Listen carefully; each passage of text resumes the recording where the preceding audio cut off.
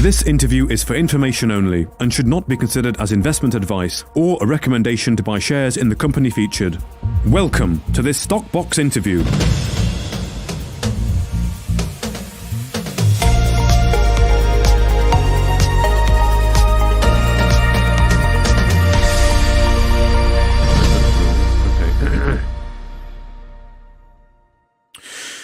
Joining us today is Paul Johnson, the CEO of Power Metal Resources. Paul, welcome back onto Stockbox. We're going to be talking today about some of the recent news coming from the Tati project in Botswana. That is the gold and nickel project. Now, this is the first drilling on site, isn't it, on this area? What was the objective of the RC drilling, and did you achieve it? Hello, Mark. We started with the project back in 2021, and at first we weren't that enthused. There were a few sniffs, and we thought it was interesting to have a look at. And we started to build the story, the technical story around the project. As we did work, we started to find some interesting stuff emerge, both from the work we were doing and also from the data review around the project. And we ended up with multi-kilometre scale anomalies, quite a few of them, pretty much all over the place, and it turned into a very interesting opportunity. So we sat down last year and decided what was the best step forward. Now, the area is covered by Kalahari sand, so that kind of precludes the effective use of geological mapping and prospecting. But we had all these geochemical anomalies. So we really wanted to get into the rocks and see if there were any indications down there as to what was causing the geochemical anomalies. That's the soil sampling where you've got gold and nickel.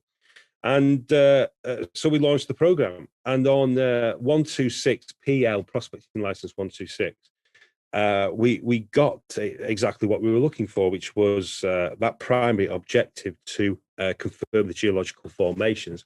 We were successful.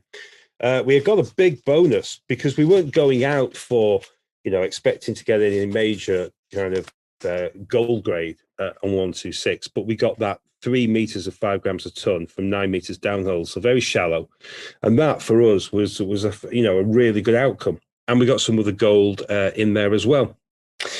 It took a while to get the data back, as you know. The labs are delayed, and we all sorts of challenges in relation to that around the world at the moment.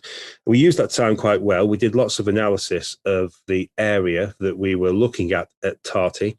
Historically, there was a large amount of work done by others as well, and tens of thousands of samples.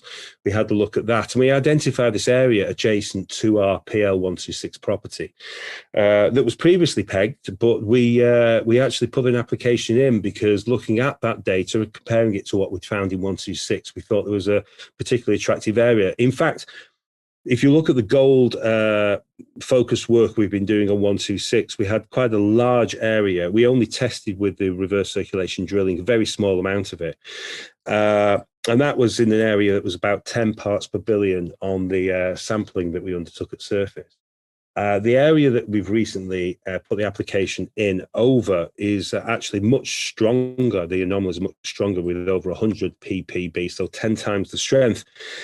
So all of this information is coming together, and from a start off of being a little bit dismissive of the project back in 2021, we now think we've actually built dramatic value and we have something of real merit to push forward.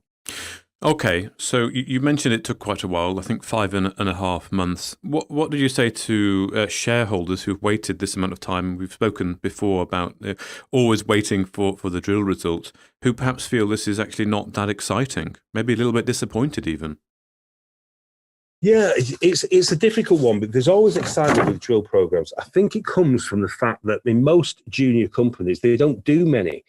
And when you see a drill program launch, you think this is a major discovery opportunity. And I suppose every drill program is, but in reality, Power as a business undertakes lots of discovery drill programs, as we did with Malopo, and as we've done with Haneti in Tanzania, and as we'll be doing with Ditto in Tanzania, in Botswana. Those big, deep, very exciting drill programs can lead to major discoveries.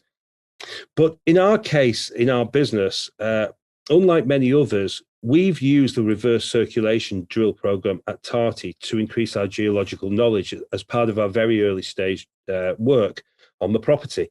And we've got some great outcomes from this program. And it really means that we're now targeting very more specifically the major gold anomalies in the area, and we think actually we've moved the projects up quite a few notches. So we're quite excited about it, but we always viewed it as a technical exercise rather than being a major market trumpeting discovery drill program.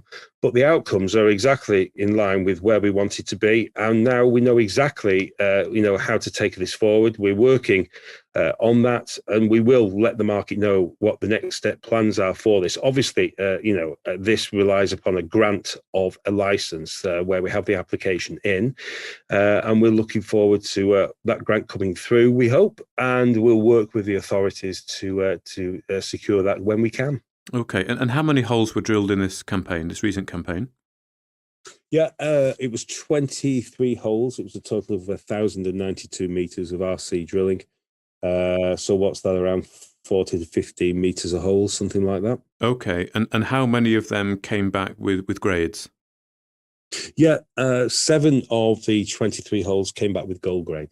In 7, okay, around 30%. Okay, and in your opinion, then, in the opinion of your technical team, this is not, to use the phrase drill or kill. It's not a kill. It's something that's worth pursuing.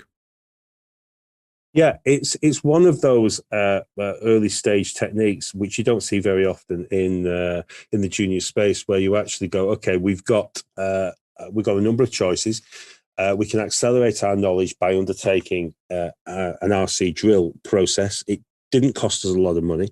We had a drill credit against it, which was important from the original deal over Tati, where we had a £50,000 option fee that was payable in cash, but it was all offsettable against future drilling. So we got a significant reduction in the cost.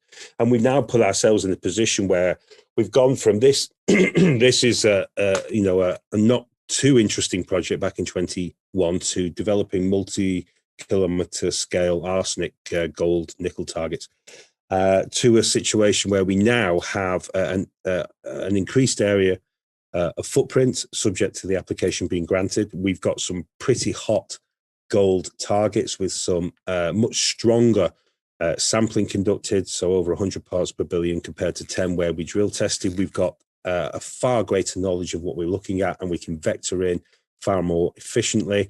And we sat here now, and we're really pleased with the outcome, and we're really pleased that we've taken this project into the portfolio back in 21, because there is a real shot here. Okay, and just on that further prospecting license that you've lodged an application for, do you feel that that's prudent then to acquire more of the area rather than sort of investigate further what you've already got? Well, as I touched on before, when you've got these very large anomalies, you're not entirely sure where they're coming from. Now you do the work to get a much greater indication of what was causing those geochemical anomalies, and that's what we've done. And then if the anomalies don't necessarily comply with your license area, as you have it at the beginning. So sometimes you do have to take on additional ground. And it's occasionally the case that you find that the real hot targets are actually lying outside your ground, in which case you have to act very quickly to get those licenses under application and to granted status, so that you can have a real go at the hotter areas of the property. So all of those factors have come into play. We've been bold enough to do the work. Very quick RC program after a very expeditious exploration program in 2021. We thought we had something as we went into the drilling. We definitely do have something. We know that for sure. We found gold as a bonus in that investigative program, and now we've got some pretty hot targets to move forward with. I think from a junior exploration company, this is kind of an ideal outcome, and we're pushing on with the project. Okay, good. So you feel you've got something, you feel it's worth pursuing. How are you going to make that major metal discovery that you've spoken about a number of times before, potentially at Tati? What are the plans? Well, we're actually going to release the plans of our RNS as to what the next steps will be. So I've got to be a little bit careful about talking too much about that. We're doing some follow-up work already that we've put into the announcement today. We've got 1 meter samples from the zones of interest that we've sent off to Intertek for further sample preparation and analysis. So that information will come back and we can use that as well. But we will formally announce to the market what we're going to do next. And of course, as I said before, we have application status over the new license area at the minute, and we're looking forward to receiving the grant. That grant will enable us to accelerate our work and crack on, which we dearly want to do.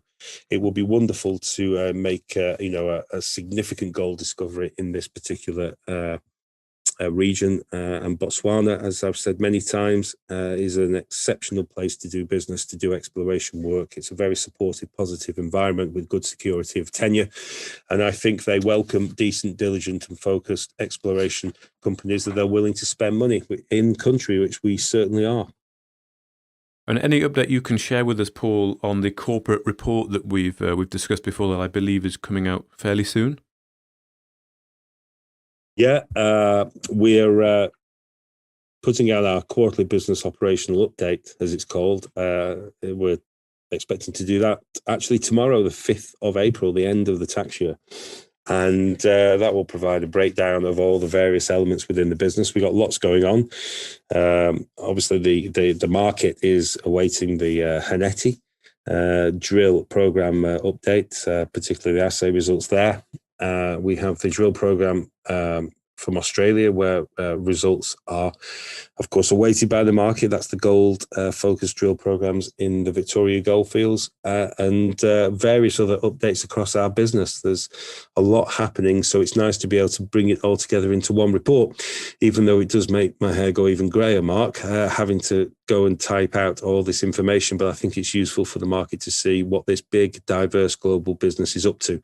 It's a very exciting time for us at the minute, I think, and I could be wrong, but I think the market's starting to turn, and it's looking more exciting, a bit more blue on the screen. Hopefully the quarterly report will show everyone why we as a business at Power are really confident about what we're doing and pushing ahead at some pace.